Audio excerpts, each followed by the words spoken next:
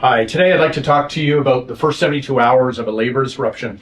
I'm Rob Leader. I'm president and founder of Western Protection Alliance here in Vancouver. And there's three main topics that address the 72 hours for a labor dispute, and I'd like to address that today. So number one, what actually happens during that 72 hours? There's traditionally a lot of chaos. There's maybe no movement of product in and out of the picket line. Maybe police are involved. Maybe they're not called. Maybe they won't respond. There's a lot of those factors in the chaos. Traffic in and out. Is there traffic? Is there not? And are the pickets orderly, disorderly? Are there sympathetic pickets from other unions and other job sites? All those factors in that 72 hours are super important. So that's number one, what actually happens. And number two is where companies lose control. So where do they lose control? A lot of it's on the picket line itself, and it's a lack of in-depth planning. So a big part of the planning is your traffic planning. Is staff coming to work every day? Are they carpooling? Are you busing them in? Are you renting vans to reduce the amount of picket line crossings? Staff weren't traditionally hired to cross a picket line, so that's a really important factor on the traffic.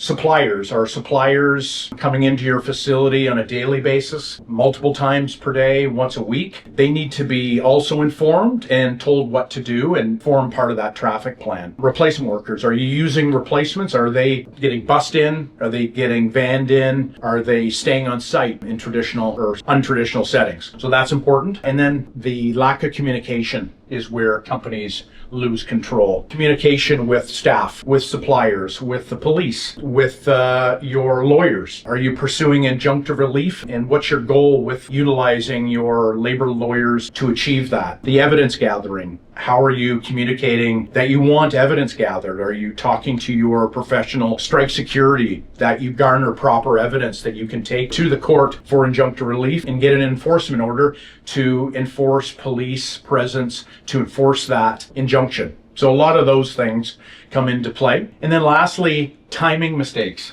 And timing mistakes often are from a lack of planning. And when I say timing mistakes, preparedness. So is your strike security on site or in the area mustered to prepare for that day one of that labor dispute, that first 72 hours? It's super critical. The other timing mistakes could be the logistics involved. You need to get product into your facility. Maybe it's widgets that you need for your feedstock, or if it's things that need to be out of the facility, maybe close to suppliers, close to customers, that sort of thing. Timing mistakes are critical. So again, the first 72 hours of a labor dispute are really critical to the success or failure of a strike or a lockout in a labor disruption. And so what actually happens is number one, how companies or where companies lose control is number two. And then thirdly is the timing mistakes. And if you have any questions, feel free to reach out to me, Leader at westernalliance.ca, or by telephone 604-880-0645. Thank you.